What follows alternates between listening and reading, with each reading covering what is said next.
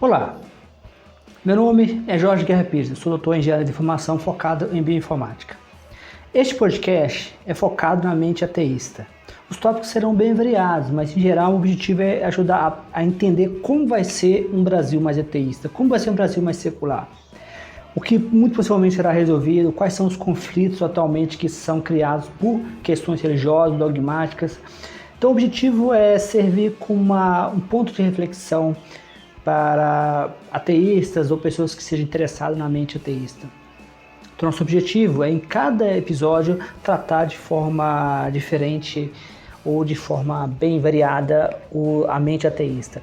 Inicialmente, eu vou produzir os episódios eu mesmo, mas nós vamos ter possivelmente convidados, qualquer pessoa que conheça um ateísta que tenha uma certa influência e queira sugerir para o podcast para ser entrevistado, para a gente bater um papo, ou até mesmo se você tiver qualquer influência no ateísmo brasileiro, que tem algum tipo de importância no mundo do ateísmo brasileiro, você está convidado a participar. Eu sou autor de vários livros e os meus últimos livros têm sido focados em ateísmo. Eu sugiro você, eu peço gentilmente que conheça os meus livros na Amazon, no Google Books e também conheça meu canal do YouTube, onde esse podcast vai estar disponível com episódios extras e também será disponível, todos os episódios do podcast estão disponíveis no YouTube com a adição de mais episódios. Então se inscreva no meu canal do YouTube e deixa seu like e suas estrelas, dependendo de qual plataforma você estiver usando. Então, bom aprendizado. Religiosos formam péssimos líderes. Siga a compaixão e empatia e seja um excelente líder. A relação entre religiosidade e liderança é um tema que desperta debates intensos. Estudos mostram que, enquanto muitas tradições religiosas pregam valores como amor ao próximo e altruísmo, suas práticas reais frequentemente falham em promover empatia e compaixão genuínas. Isso pode explicar por que líderes religiosos ou altamente religiosos frequentemente demonstram dificuldades em governar de maneira inclusiva e justa. Se queremos formar líderes verdadeiramente inspiradores, precisamos entender essas limitações e abraçar valores como empatia e compaixão de forma prática e universal. O problema com a moralidade religiosa na liderança. Regras e punições. Não empatia. Crianças criadas em contextos religiosos frequentemente aprendem a obedecer a regras com base no medo de punições ou na promessa de recompensas. Isso leva à internalização de uma moralidade superficial, que depende de autoridade externa, seja Deus, líderes religiosos ou leis divinas, em vez de uma compreensão genuína das necessidades humanas. Quando esses indivíduos se tornam líderes, priorizam o cumprimento de regras rígidas em vez de promover bem-estar social. Tirania da maioria. Um dos maiores perigos dos líderes religiosos é a incapacidade de separar ética privada de justiça pública. Muitos acreditam que, por serem maioria, têm o direito de impor suas crenças à sociedade como um todo, ignorando os direitos de minorias. Como disse um pastor, somos maioria, por isso podemos fazer nossas leis. Esse tipo de pensamento contradiz o princípio de que boas lideranças governam com as minorias, não contra elas.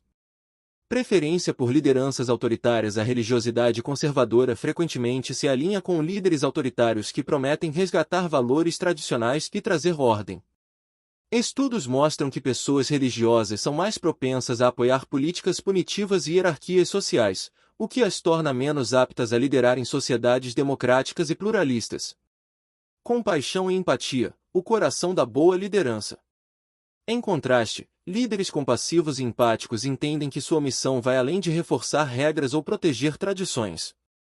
Eles buscam ouvir e incluir. Decisões são tomadas considerando as necessidades de todos, especialmente as minorias e os marginalizados. Promover justiça, não dogmas. Leis e políticas são baseadas em evidências e no bem-estar coletivo, não em crenças pessoais. Adaptar-se e evoluir. Líderes empáticos reconhecem que o mundo está em constante mudança e que a liderança exige flexibilidade e abertura para novas ideias. A frase "julgue uma nação pela forma como trata suas minorias" captura perfeitamente o espírito da verdadeira liderança. Líderes que priorizam empatia entendem que a compaixão não é uma fraqueza, mas a base para um governo forte e eficaz. O que podemos aprender? Se você deseja ser um líder inspirador, olhe além da moralidade dogmática e busque valores que promovam a humanidade. Desenvolver empatia e compaixão não é apenas um dever ético, é a chave para construir sociedades mais justas, democráticas e harmoniosas. Lembre-se, líderes religiosos podem até ter boas intenções, mas frequentemente falham por sua incapacidade de separar fé e governança. Se aspiramos a um futuro de liderança mais inclusiva, é essencial adotar valores que transcendem fronteiras religiosas e abraçam a humanidade como um todo. Seja o tipo de líder que escolhe a compaixão e a empatia como sua bússola moral. Essa é a base para transformar o mundo, e você mesmo, em algo melhor. Olá, vamos fazer uma pequena pausa nesse podcast para lembrar que todos os meus livros estão disponíveis na Amazon, Google Play, e ao comprar os meus livros, você dá um suporte ao meu trabalho. Esses livros estão disponíveis em vários formatos, como e-book, Google Book, como audiolivros. Então, audiolivros é uma excelente opção. Você pode ouvir o livro enquanto você caminha. Então, você oferece seu suporte comprando meu livro na Amazon, Google Play ou formato audiolivro, qual for a sua preferência. Então, vamos continuar assistindo o show. Olá a todos. Nesse episódio, eu queria falar para vocês sobre eu queria conversar com vocês sobre... eu gostaria também de lembrar, né, antes que eu me esqueça, porque a gente começa a falar e acaba esquecendo. Hoje nós temos live, né, na live de hoje nós vamos falar de bolsonarismo, nacionalismo cristão e outras formas. Esse tipo de live eu acho legal porque essas lives acabam conectando alguns assuntos que as pessoas geralmente não conectam, né? O meu primeiro livro foi sobre o bolsonarismo e às vezes acho que as pessoas ainda têm dificuldade de reconhecer que o bolsonarismo é religião. O bolsonarismo é o nacionalismo cristão. Então hoje, na live de hoje, eu gostaria de convidar vocês, na parte da tarde, às 3 horas, nesse canal do YouTube, onde que esse episódio de podcast vai ser postado, para participar. Eu vou organizar as lives de forma que seja um pouco mais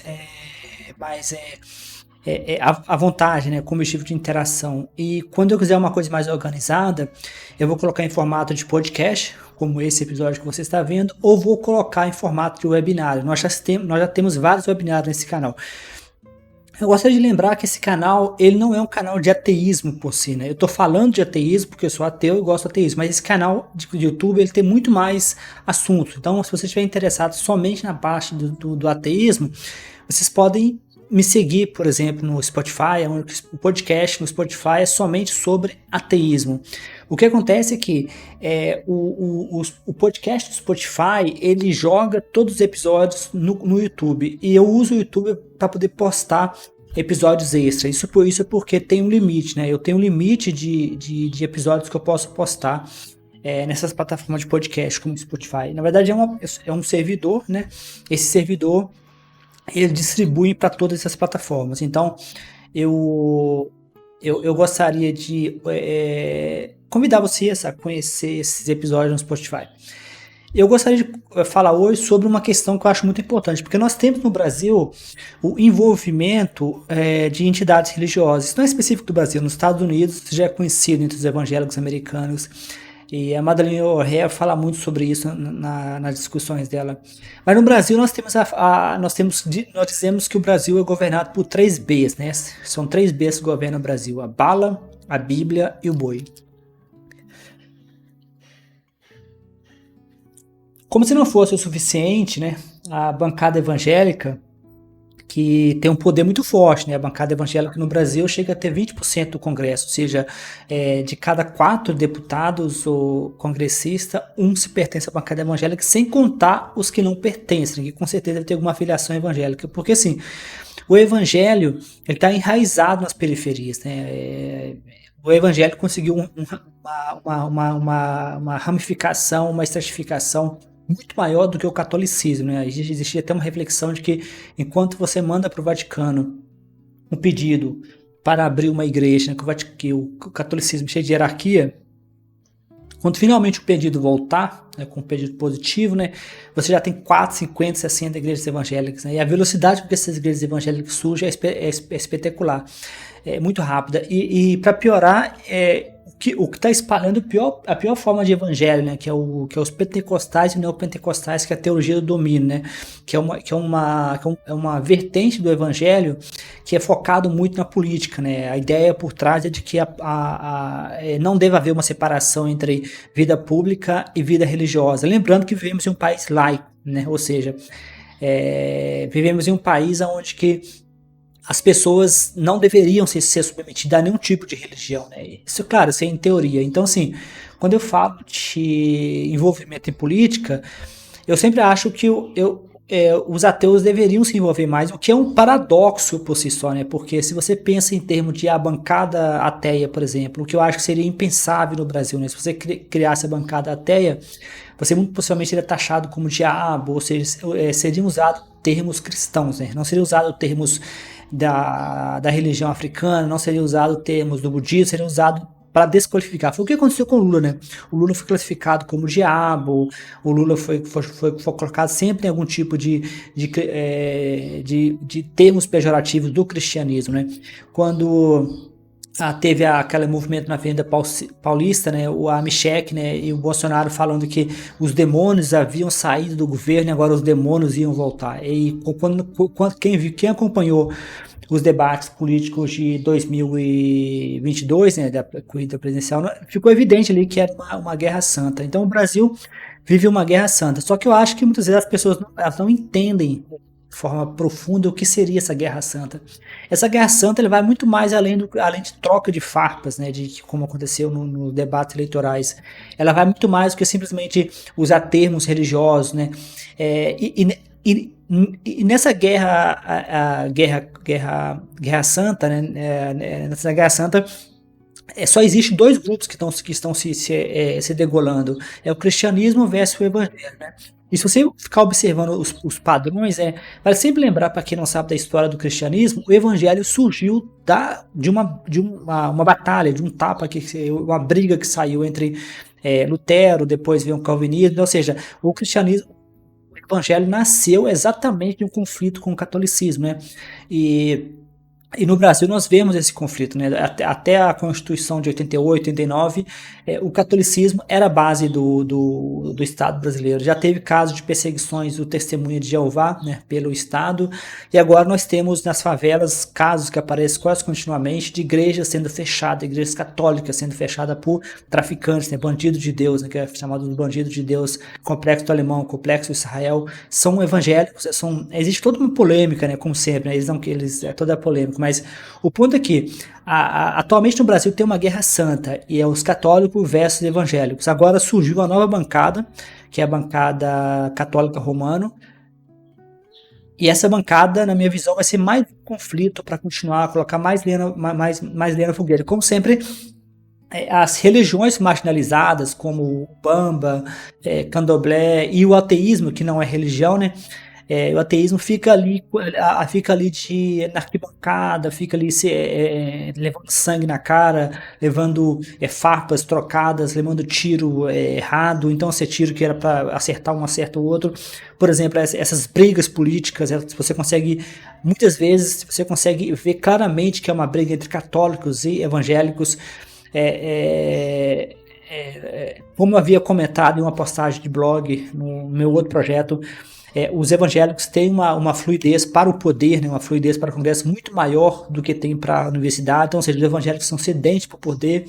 Isso tem a ver com a teologia do domínio, né, que tem essa ideia de que o Estado tem que ser submisso. Mas nesse episódio eu queria focar na questão de uma liderança religiosa. O meu ponto aqui, religiosos formam uma péssima liderança, né? Os religiosos são péssimos, ridículos mesmo em liderança, né? Nós vemos os casos da bancada evangélica, né? Já tem uma postagem de blog, né? O problema com a moralidade religiosa na liderança, ou seja, a moralidade religiosa, né? As regras e punições, né? Ou seja, teve um estudo que mostrou que crianças educadas em lares religiosos, cristãos e muçulmanos, o islamismo, tendem a querer punir os seus colegas com punições muito mais severas, né? E isso não fica entre crianças, né? Nós vemos, por exemplo, no Congresso toda a discussão sobre toda a discussão sobre a saidinha, né? Que uma coisa assim, chega a ser triste, porque os presos têm um direito, né? Que era um direito garantido pela lei, de que se tivesse final de pena, se tivesse cometido crimes muito graves, esses presos teriam o direito de ser colocado em família, né? Ou seja, se ressocializar, né? É interessante notar que eu estava vendo a palestra da Madeleine O'Hara, que foi uma ateísta muito famosa, ela falava exatamente isso. E a Madeleine O'Hara ia muito além, né? Ela falava o seguinte, que a gente deveria ter as prisões, a gente deveria ter cidades em torno das prisões, né, que eles colocarem cidades em torno das prisões. E essas cidades seriam um espaço para que os presos pudessem passar um tempo com a família fora da prisão, né? Ou seja, elas tinham uma visão humanista muito maior do que nós temos. Mas quando você vê no Congresso Brasileiro os bolsonaristas, a bancada evangélica, todas as propostas têm a ver com punições mais severas, punições mais longas, prender mais, como por exemplo o PL do estuprador, é uma lei que tem como objetivo aumentar o número de presas, né, que serão mulheres, negras, de baixa renda. A questão da maconha também tem a ver também com prisão, geralmente prende homens analfabetos e negros com baixa escolaridade. Então você vê, toda a proposta cristã tem a ver com punição, né, e punições severas. Só de você ver o sistema dele de punição, que você pode ficar no inferno pelo resto da eternidade somente por bater uma punheta, ou somente por ser gay, sabe? Então assim, é um sistema de punição bastante grotesco e tosco, né? E esse sistema de punição cristão, ele está impregnado no nosso sistema judiciário, que é quando você valoriza demais a punição e tem dificuldades com propostas que têm como objetivo ressocializar a pessoa. Então, o maior problema do sistema cristão são as punições, né, que são muito severas, e a falta de empatia. Ou seja, crianças em contexto religioso frequentemente aprendem a obedecer regras com base no medo e na punição, ou na promessa de recompensa. Isso leva à internalização de uma moralidade superficial. Isso aparece muito na comunicação não violenta. Nós temos nesse canal do YouTube uma reflexão, né, sobre a comunicação não violenta, né, que a pergunta é: se o ateu ele não quer, né, se o ateu não quer a moral cristã, qual que seriam as opções para o ateísmo? Né? Uma das opções para o ateísmo que eu trago nesse canal é a comunicação não violenta. Né? Que a comunicação violenta tem um sistema de empatia, de compaixão, que não é baseado em punição. Inclusive, uma das maiores críticas da comunicação não violenta são os sistemas de punição. Né? A Madeleine O'Hara chegou até a chamar esse sistema cristão de cachorro de Pavlov, né? Que é uma analogia muito boa, no qual cachorros são educados com dor. Né? Então, a tirania da maioria. Sabe, um dos maiores problemas, um dos maiores perigos do líder religioso é a incapacidade de separar ética privada de ética pública, né? Eu estou escrevendo um novo livro agora, que eu pretendo lançar nos próximos meses, né, que seria sobre o ateísmo moderno, chamei de ateísmo 2.0, que tem a ver com ateísmo e uso das redes sociais, internet, no qual eu tenho várias discussões sobre isso, né, sobre a dificuldade do cristianismo, né, a dificuldade dos cristãos de separar a moral privada da moral da justiça, né? Porque moral é algo individual, né? Ou seja, a moral é uma coisa que você pode ter variações de tempo, coisa e tal. Já a justiça é algo coletivo. Então, quando você tem a palavra justiça, é uma coisa que se aplica a todos, né? Não faz sentido você ter justiça para um e justiça para outro, diferente, né? 2 pesos, 2 medidas. No caso do cristianismo, tanto a moral quanto a justiça, ela é relativa e frouxa, né? É só vocês observar a forma como eles tratam Bolsonaro, Trump. As leis não se aplicam a eles, né? Eles são pessoas que estão além de qualquer julgamento, né? Então essa moralidade, essa confusão que os cristãos fazem entre moralidade e justiça tem a ver também com a ideia da tirania da maioria, né? Que a ideia deles é que nós somos maioria, por isso podemos fazer nossas leis, né? Eu já ouvi isso de um pastor que eu estava conversando, já ouvi isso de vários cristãos, né? Já ouvi também de deputados, parlamentares alinhados à bancada evangélica em discussões públicas, em qual eles falam exatamente isso, que nós somos maioria e por isso nós podemos fazer o que nós quisermos, né? Essa forma de pensar é problemática em 2 níveis. Primeiro, que o objetivo da Suprema Corte, né, o objetivo do STF é exatamente evitar esse tipo de abuso, né? Porque a Suprema Corte tem como objetivo defender a minoria, como índios, pessoas de religiões menores, coisa que o Congresso não consegue fazer. Mas o segundo problema é que mesmo que você não infrinja nenhuma lei, né, que o STF vai barrar, ainda assim é uma coisa triste, né, que um grupo como os cristãos não consegue enxergar o outro que está do lado, né, só consegue enxergar se o outro se submeter ao mesmo sistema deles de moral, que é um sistema tosco, né, um sistema que nem eles concordam. Só no Brasil são mais de 1000 igrejas evangélicas diferentes, né, e cada uma com sua variação de moral, com sua variação de certo e errado. Então, a outra coisa também, tem um estudo muito bom que eu postei em outro blog meu, no qual estudos têm mostrado que pessoas religiosas tendem a gostar de lideranças autoritárias, né? Isso não é difícil de ver, só vocês observarem. Donald Trump é muito querido entre os evangélicos americanos, cristãos americanos. No Brasil, nós temos Bolsonaro, e temos a bancada evangélica, que tem um alto tom de autoritarismo. Então, a religiosidade conservadora frequentemente se alinha com líderes autoritários que prometem resgatar valores tradicionais, trazer ordem, mas mesmo que isso custe a perda da liberdade. Né? Deus por si só é uma figura autoritária. Né? Se você prestar atenção na Bíblia, nas histórias, é uma figura autoritária, rígida, uma figura que pune as pessoas até quando não deveria punir. Por exemplo, tem uma história muito bizarra no qual eles estavam carregando os cristãos, estavam na Bíblia Sagrada, tem essa história no Velho Testamento, no Antigo Testamento, no qual os cristãos estavam carregando a arca sagrada e a arca ia cair, e uma das pessoas lá tentou salvar a arca, só que ninguém podia tocar na arca, né? Então Deus matou a pessoa instantaneamente, somente por tocar na arca, né? A parte mais bizarra é que ele tentou com as melhores das intenções. Nós temos aqui no nosso canal do YouTube um vídeo inteiro sobre isso, é Deus o Pateta, né? Que chama o nome do vídeo, Deus o Pateta. Enquanto Deus executa seus planos misteriosos, ele faz uma lambança. Aí tem vários exemplos lá no qual Deus totalmente desproporcional, totalmente descontrolado, né? Então, estudos mostram que pessoas religiosas são mais propensas a apoiar políticas punitivas, né? Ou seja, então você tem aqui você tem dois você tem, vamos dizer assim, dois tipos de pesquisa. Uma pesquisa foi feita com crianças, né? Foram mais de 1000 crianças, que é um estudo muito grande. Foram mais de 1000 crianças e haviam várias religiões, e entre elas o islamismo, o cristianismo, tinha budismo, tinha judaísmo. Eles observaram que as crianças de religião islâmica, né, muçulmanas, e crianças cristãs, elas tinham dificuldade com o altruísmo, né, ajudar o próximo, e tinham uma alta tendência a querer punir os seus colegas, né. Só que aí quando você sai desse mundo de criança, você vai para um mundo da política, né, que seriam as crianças adultas, né. Você vê a mesma coisa, né. A bancada evangélica no Brasil, para quem acompanha, eu tenho acompanhado, ela tenta reduzir tudo, né? Qualquer problema social que a gente tem, ela não consegue achar soluções que sejam compaixão, respeito. Toda solução cristã que eu tenho observado da bancada evangélica, do bolsonarismo, tem a ver com punição, tem a ver com aumento de pena, é sempre algum mecanismo para destruição do outro, se eles não respeitaram. Um exemplo é o pé do estuprador, 20 anos de cadeia para jovem fazer aborto e 10 anos de cadeia para o estuprador, né? É só o fato de eles pensarem em punir uma jovem, uma mulher que foi violentada, não precisa, a maior parte das punidas serão jovens, né, menor de idade, mas mesmo assim, mesmo uma mulher, né, que seja, é uma coisa bizarra, né, a mentalidade cristã. Então, compaixão e empatia, né, a compaixão e a empatia é o coração da boa liderança. É bom lembrar que existe uma diferença entre compaixão e empatia. As pessoas tendem a confundir os dois ou tendem a misturar, né.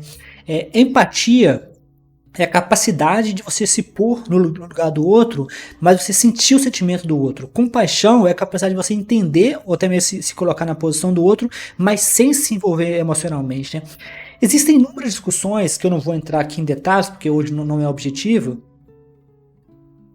mas existem inúmeras discussões sobre o que é melhor, empatia ou compaixão. A comunicação não violenta, novamente, tem um vídeo que eu gravei nesse canal, né, sobre isso, sobre comunicação violenta como um sistema moral alternativo para os ateus, né. A comunicação violenta valoriza muito a compaixão e não valoriza a empatia. Por quê? A empatia, você acaba criando inimigos. Por exemplo, um exemplo que eu vou dar para vocês, que é um exemplo muito comum, né. A esposa chega em casa muito estressada com o chefe, né? O chefe ia chegar estressado, irritado. Se você sentir compaixão pela sua esposa, você vai passar a odiar seu chefe. Se você sentir compaixão pela sua esposa, você vai ser capaz de entender a dor dela sem necessariamente odiar seu chefe. Então, a empatia, ela causa dor, né? Ela causa dor em você e na pessoa. Então, a empatia seria como você sentir uma dor de alguém sem poder fazer nada. Então, por exemplo, um médico, seria melhor o médico ter compaixão ou ter empatia? Eu acho que é melhor ter compaixão, porque se ele tiver empatia, ele pode perder sua capacidade de tomar decisão de forma objetiva. Então, outra coisa é promover justiça e não dogmas, né? Que aqui eu estou falando de uma boa liderança. Então, uma boa liderança, ela tem que ter capacidade de ouvir. Muitas pessoas vão dizer que o cristão ele consegue ouvir, o padre consegue ouvir, mas ele tá te ouvindo do ponto de vista de julgamento, né? Ele tá te ouvindo do ponto de vista de certo e errado, porque muitas pessoas falam que padre ouve muito bem, que padre, eu já ouvi essas argumentações, mas com certeza ele tá te colocando dentro de uma caixinha, né? A comunicação violenta, a gente fala que classificar pessoas e colocar pessoas em segmentos já é uma forma de violência, a violência passiva, né? Mas é uma forma de violência. Então, assim, quando o padre te coloca em caixinhas, ensina, em pecados, aquilo é uma forma de violência. Então, ouvir é uma capacidade de uma liderança, promover justiça e não dogmas, né? Leis e políticas são baseadas em evidências, no bem-estar coletivo, não em crenças pessoais. O pé do estuprador é um exemplo, né? O pé do estuprador é um dogma, né? As pessoas justificam o pé do estuprador na bancada evangélica baseado na Bíblia, né? E quando você pega os dados mostram, não importa a angulação que você olha, os dados estão a favor do pé de recusar o pé do estuprador. Então, adaptar-se e evoluir-se, né? Ou seja, líderes empáticos reconhecem que o mundo está constantemente em mudança, que liderança existe flexibilidade e abertura. Essa é uma grande diferença entre o Lula e o Bolsonaro, né? O Bolsonaro é um cara rígido, né? Um cara, se vocês verem o livro da Thaís Oyama, que chama Tormenta, ele é um cara dogmático, né? Thaís Oyama é uma jornalista investigativa. O Lula tem uma habilidade muito grande, né, de se adaptar, né? Por exemplo, o Lula apareceu na sua campanha em podcast de videogame, falando de inteligência artificial, falando da juventude, ou seja, você pode questionar se o Lula vai cumprir ou não, mas o Lula tem uma habilidade muito maior do que o Bolsonaro. O Bolsonaro é um cara arcaico, né? O Bolsonaro falava, por exemplo, de coisas que remotava a Grécia Antiga. Por exemplo, uma vez ele se referiu aos venezuelanos como aqueles que não falam a nossa língua, né? Isso é bizarro, porque a Grécia Antiga fazia isso. Os gregos, antigamente, né, eles classificavam quem falava a minha língua e quem não falava a minha língua como forma de separar. Nós vivemos em um mundo globalizado. Se os venezuelanos estavam enfrentando uma crise no país deles, é obrigação do Brasil ser um bom vizinho e ajudar, né? Então, a frase, né, uma frase muito boa, né, que eu ouvi várias vezes essa frase, mas eu não sei a autoria, parece que é de Mahatma Gandhi, mas eu não sei de quem é a autoria, de que julgue uma nação pela forma como ela trata a sua minoria. Ou seja, julgue uma nação pela forma como ela trata as suas maiorias. O cristianismo, ele não está nem aí para sua minoria, né? Como disse, eu já vi pastores, já vi parlamentares, já vi crentes na minha frente, já vi crentes online falando a mesma coisa, que nós somos maioria, então nós podemos fazer o que nós queremos. Ou seja, eles deixam bem claro que o fato de ser maioria dá a eles um poder de tomar decisões que prejudica essa minoria. Então, julgue uma nação pela forma como trata as suas minorias, né? Então, o espírito de uma verdadeira liderança não tem a ver com você perpetuar o sistema, né? O bolsonarismo é o primeiro movimento político, né, que eu consigo... É o primeiro movimento político que eu consigo... o primeiro movimento político que eu consigo pensar, né, que eu consigo que eu consigo pensar de cabeça que tem como base, né, manter o status quo, né? Geralmente todo movimento político tem como objetivo trazer mudanças, melhorias, mas o bolsonarismo é um movimento que de forma bastante bizarra, ele é um movimento que veio para manter, né, manter o status quo, né? Então o que podemos aprender, né? Se você desejar um líder inspirador, olhe além da moralidade dogmática e busque valores que promovem a humanidade. Desenvolver empatia e compaixão não é apenas um dever ético, é a chave para construir uma sociedade mais justa, né? Eu conversava com vários, já conversei com pastores, já conversei com crentes sobre os comportamentos de Bolsonaro. Eles achavam normal, né, que Bolsonaro não era responsável pela violência no Brasil. Ele é sim responsável, ele foi sim responsável pelo discurso odioso, pelo discurso raivoso, pelo discurso de segmentação.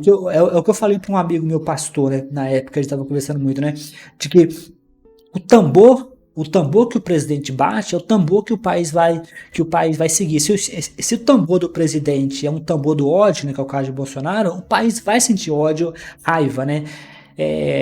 Nas redes sociais, por exemplo, né, alguns bots artificial fazia segmentação de comentários, né, e isso foi na campanha, na corrida presidencial de 2022. Bolsonaro foi o campeão do ódio. Toda vez que Bolsonaro falava nos debates, a rede se inundava de ódio, discursos raivosos, discursos negativos, né. Bolsonaro é o cara mais odioso que o Brasil produziu, né, em termos de comentários, todo comentário do Bolsonaro era para ofender alguém, ofender algum grupo, né? A Thais Oyama, por exemplo, escreveu um livro sobre ele, foi ofendida, né? O japonês, né, em geral. Você vê que todo o discurso do Bolsonaro é um discurso para ofender algum grupo, né? Especialmente se esse grupo for minoria, né? Bolsonaro era muito bom nisso, né, de ofender minorias, né? Queria ofender. Recentemente, Donald Trump fez a mesma coisa contra as pessoas de Porto Rico, né? E ele ganhou, né? Ou seja, é bizarro que o cristianismo tenha se alinhado com lideranças autoritárias e lideranças que valorizam o autoritarismo. Então, pessoal, eu vou ficar por aqui então e um abração.